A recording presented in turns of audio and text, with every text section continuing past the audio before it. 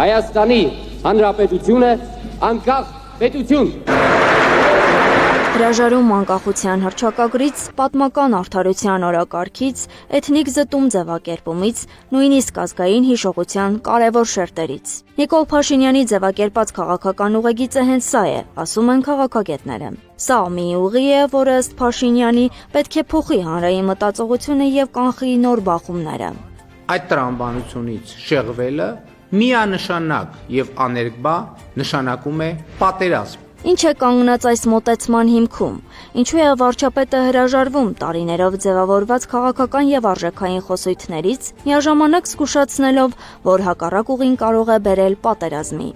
Ես ուզում եմ հիշեցնել, որ մի առիթով ինքը ասել է, ուզում են մեր տարածքով գնան, քուքերը, թող գնան, ինչ է պատահել։ Այսինքն այս մարդը այս դիրքորոշման, այս դիրքերից է հանդես գալիս, եւ հետաբար դրան հասնելու համար ինքը այդ այսպես խոսույթներն է դրել շրջանառության մեջ, որ հրաժարվել անկախության հռչակագրի հիշատակումից համանդրության նախաբանում եւ նման կարգի այլ ուրեմն խոսույթներ։ Մասնագետները պնդում են, անկախության հռչակագրից հրաժարվելը ոչ միայն քաղաքական որոշում է, այլ նաեւ իրավական խնդրահարույց քայլ, որը հակասում է պետականության հիմքերին։ 2021 թվականին Սահմանադրական դատարանը ունի հատուկ որոշում, որտեղ նշել է, որ Սահմանադրության նախաբանը համարվում է անփոփոխելի, այսպես դրույթ է, անփոփոխելի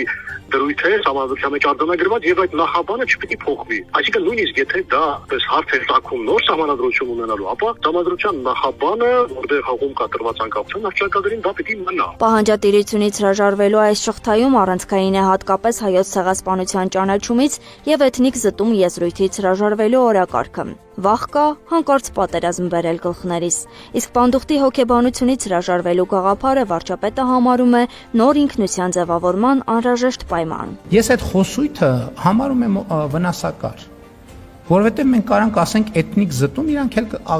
դեր ասցի հայլային ստանանք էթնիկ զտում, հետո ցեղասպանություն, հայլային ցեղասպանություն, հայլային ամեն ինչը հայլային, դա նշանակում է մուտք գործել կոնֆլիկտի ճանապարհ։ Սա արդյոք պատահական հայտարարությունների շարք է, թե հստակ մշակված ռազմավարություն։ Եթե նպատակը միայն ընտրությունում հաղթելը չէ, ապա ո՞րն է վերջնական հանգրվանը։ Իշխանությունը հետևողականորեն հեռանում է իրեն իրենց անունով կոչելու քաղաքականությունից եւ ցանկացած պահանջատիրական խոսույթ ներկայացնում ռիսկային։ Դա ասում է, եկեք հրաժարվենք այդ ամենից, նաեւ հայոց ցեղասպանության միջազգային ճանաչման այսպես հետամուտ լինելուց, ըստ որում դա հիշատակված է անկախության հռչակագրում, որովհետեւ մենք մեր հարևանների հետ, մասնավորապես Թուրքիայի եւ նրա կողմից ստեղծված արհեստական կեղծ կազմավորման Ադրբեջանի հետ ունենանք բայ դրացիական հարաբերություններ հիմնականում կրկնում եմ շեշտը դնելով առևտրատնտեսական կապերի վրա։ Այսինքն Նիկոլ Փաշինյանը հայ ժողովրդի համազգային նպատակները ստորադասում է առևտրատնտեսական կապերի, սա է նրա մոտեցումը։ Քաղաքագետը շեշտում է, որ ցեղասպանություն եզրույթի կիրառումը ոչ թե չափազանցություն է, այլ իրողության ճշգրիտ գնահատում։ Մինչ վարչապետը ազգային նոր դիմագիծ կառուցելով է զբաղված, ընթացքում հրաժարվելով այս կամ այն խոսույթից, Ադրբեջանի մարդու իրավունքների պաշտպան Սաբինա Ալիևան միջազգային հանրությունից պահանջում է 1918 թվականի իրադարձությունները ճանաչել ցեղասպանություն, որը իբր իրականացրել են հայերը։ Անահիտ Սարգսյան, Աշոտ Բարբարյան, ABC Media։